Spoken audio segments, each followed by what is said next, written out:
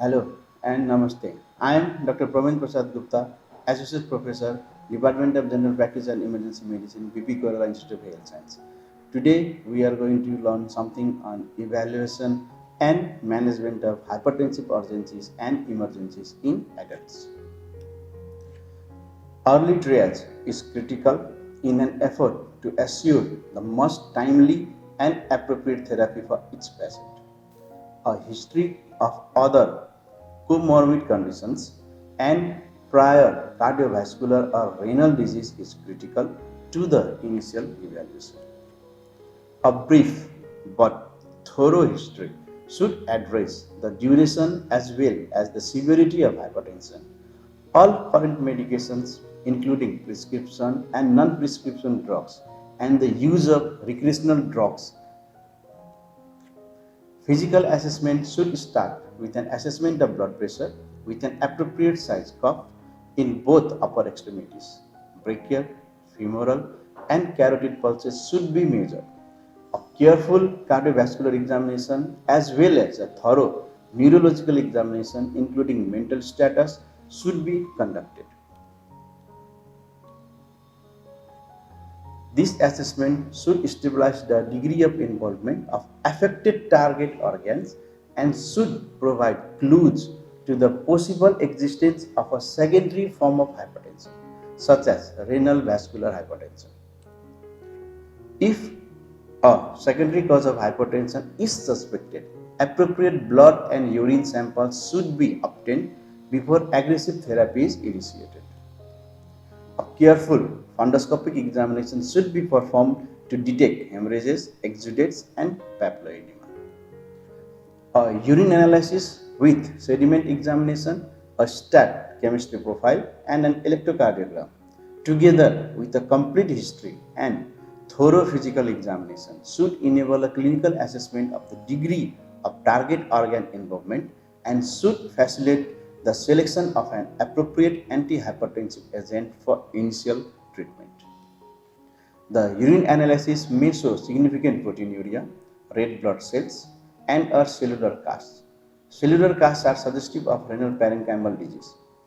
Electrolyte abnormalities, particularly hypokalemia or hypomagnesia, increase the risk of cardiac arrhythmias, and the chemistry profile will also provide evidence of renal dysfunction. The electrocardiogram should identify evidence of coronary ischemia and left ventricular hypertrophy, and pulse deficit should raise the question of aortic dissection. A computed tomographic scan of a head should be considered when a clinical examination suggests cerebrovascular ischemia or hemorrhage or in the comatose patient. So let's now come on actual topic, that is hypertensive urgencies and emergencies. So at first let's evaluate hypertensive urgencies. So a relatively asymptomatic or completely asymptomatic patient with blood pressure in severe range, that is systolic blood pressure more than 180 and diastolic blood pressure more than 120 millimeter of mercury, often mild headache but no sign and symptoms of acute in-organ damage. So that is hypertensive urgencies. It occurs more frequently among patients who have been non-adherent with either chronic antihypertensive drug regimen or their low sodium diet. The most important aspect of the initial assessment of the patient with severely elevated blood pressure is to exclude acute ongoing target organ damage, which would indicate a diagnosis of hypertensive emergency rather than severely asymptomatic hypertension. Facts about treatment of severe asymptomatic hypertension. The blood pressure should be reduced over a period of hours to days. Slower reduction need in older patients at they are higher risk of cerebral or myocardial ischemia.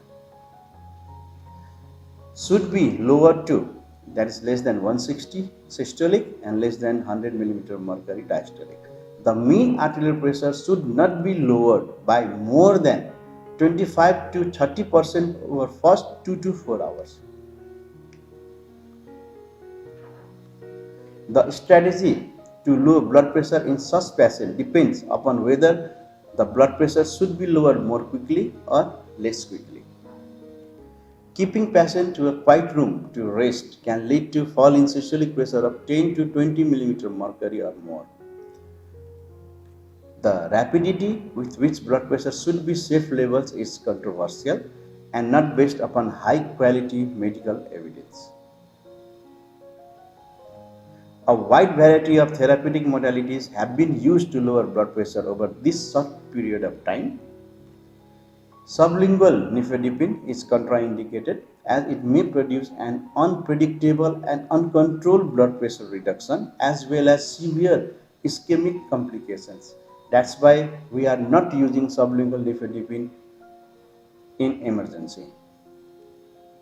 Short-acting agent like captopril, clonidine or hydralazine is given and patient is observed for a few hours to ascertain a reduction in blood pressure of 20 to 30 millimeter of mercury. Then after long-acting agents like amlodipine, chlorthalidone is prescribed and the patient is sent to follow up within a few days. So patient can be sent home and we can ask for follow-up within a few days. Among patients recently treated with antihypertensive medications, the following may be appropriate interventions depending upon the circumstances. Reinstitution of prior medication in non-adherent patient, increase the dose of existing antihypertensive medications or add another agent, addition of diuretic appropriate to the patient's level of renal function, and reinforcement of dietary sodium restriction in patients who have worsening hypertension due to high sodium intake. In the previously untreated patients, severe options are available. The approach should take into consideration the individual patient's risk with persistence of severe hypertension, the likely duration of severe hypertension, the risk of cerebrovascular or myocardial ischemia with rapid reduction in blood pressure. There are no data supporting the use of particular agent in patients whose blood pressure should be reduced over a period of several days. The antihypertensive drugs that can be started are calcium channel blocker, beta blocker, angiotensin converting enzyme inhibitor, angiotensin receptor blocker, and diuretics. Some experts initiate therapy with two drugs or a combination agent.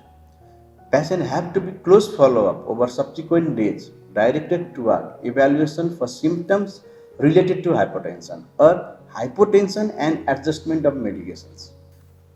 So the medication which we used are like nifedipine that can be less than 0.25 mg per kg per dose, losartan 0.7 mg per kg starting dose, maximum 50 mg, hydrochlorothiazide 0.5 to 1 mg per kg dose, ethanol 0.5 mg per kg per day, esmolol 100 to 500 microgram per kg per minute, sodium nitroprusside 0.2 to 0.5 microgram per kg per minute, nicardipine 1 to 5 microgram per kg per minute. And these are the common oral drugs which are usually often used to treat hypertension like prazosin, derazosin, doxazosin. There are central alpha-2 agonists like clonidine, methyl-dopa, non-selective beta antagonists like propranolol, selective beta-1 antagonists like metoprolol, mixed alpha-beta antagonists like labetalol, and labetalol are widely used. In oral, we can use at 4 mg per kg BD, maximum of 40 mg per kg, where at intermittent bolus we can use at 0.2 to 1 mg per kg. Angiotensin converting enzyme like captopril, enalapril, angiotensin 2 receptor blocker that candesartan, valsartan, losartan. Losartan can be used as 0.7 mg per kg, maximum dose is 100 mg. Calcium channel blocker most commonly we use as amlodipine. Amlodipine is 0.05 to 0.1 mg per kg, and we can give it daily in 2 times per day, and maximum dose could be 10 mg. Whereas isradipine and nifedipine are the other calcium channel blockers which are used. Now let's come on other topic is hypertensive emergencies.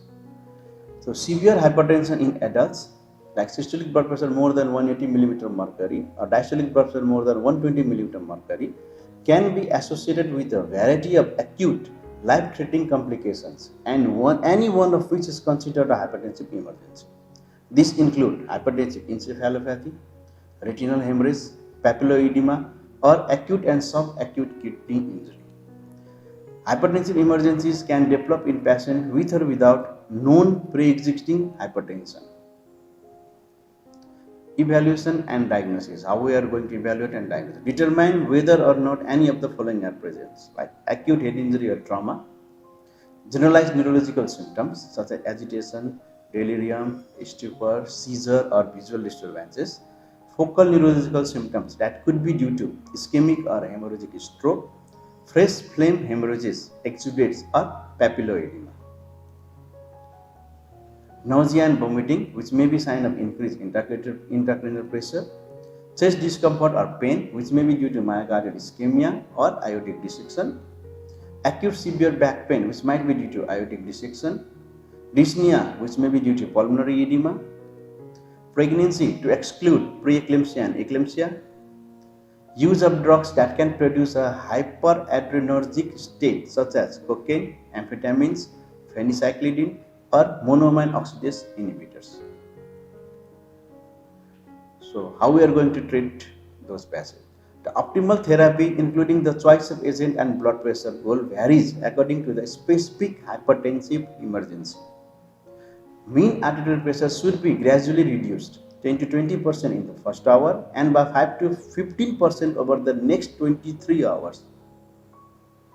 That is less than 180 systolic blood pressure and less than 120 diastolic blood pressure for first hour and less than 160 systolic blood pressure and less than 110 diastolic blood pressure for the next 23 hours. So the major exception to gradual blood pressure lowering over first day, like those are exceptions where we can need a rapid reduction, like in acute phase of ischemic stroke, where the target blood pressure of lowering is systolic blood pressure is more than 185 mm mercury and diastolic 110 mm mercury if patient is selected for refurbishment therapy. If patient is not selected for refurbishment therapy, then the systolic blood pressure target is 220 mm mercury and diastolic is 120 mm mercury. In acute aortic dissection, where needs rapid reduction over 20 minutes and the target blood pressure is 100 to 120 mm mercury, and in intracerebral hemorrhage. After a suitable period of 8 to 24 hours of blood pressure control at target, oral medications are usually given and the initial intravenous therapy is tapered and discontinued. Now let's come some specific disease condition in hemorrhagic stroke. Like for patient with intracranial hemorrhage who present with systolic blood pressure in between 150 to 220 mm mercury, so it is suggested to lower the blood pressure to 140 mm mercury in first hour. If that patient presented more than 220 mm mercury systolic blood pressure, then it is suggested to aggressive reduction of blood pressure with continuous IV infusion of antihypertensive agent, and the target blood pressure is 140 to 160 mm mercury systolic blood pressure. Acute heart failure, where should receive loop diuretics, a vasodilator that is easy to titrate like nitroglycerin, sodium nitroprusside is often added to reduce afterload, and avoid using hydralazine or beta blocker because it increases the cardiac workload. Sympathetic overactivity resulting in hypertensive emergencies. So withdrawal of short-acting antihypertensive agents like clonidine, propranolol or other beta blockers can be associated with severe hypertension. And here wisely we can initiate the same antihypertensive agent which has been withdrawn. Now the drug used for treatment of hypertensive emergencies. So most of the common drugs like clonidine. So initially 1 to 2 mg per hour as IV infusion with rapid titration. Most patients respond to 4 to 6 mg per hour and are treated with maximum doses of 16 mg per hour or less. The onset of action is 2 to 4 minutes and duration of action is 5 to 15 minutes. Enalapril, enalaprilat, that is known as 1.25 to 5 mg every 6 hours IV. Phenoldopam, initially 0.1 microgram per kg per minute as IV infusion, titrated to a maximum of 1.6 microgram kg per minute. We can go up to 2 microgram per kg per minute. The mechanism of action is 5 to 10 minutes and duration is 30 to 60 minutes. Hydralazine 10 to 20 milligram IV, and if we have to give IM, then it is 10 to 20 milligram IM, 40 mg maximum. The mechanism of action of hydralazine is 10 to 20 minutes and duration is 1 to more than 4 hours. Nicardipine 5 to 15 milligram per hour as IV infusion. Some patients may require up to 30 milligram per hour. Nitroglycerin 5 to 100 microgram per minute as IV infusion. The mechanism of action is 2 to 5 minutes and duration is 5 to 10 minutes. Nitroprusside 0.25 to 10 microgram per kg per minute as IV infusion. But the risk in starting sodium nitroprusside is the cyanide is aggregated and patient can lead to cyanide toxicity.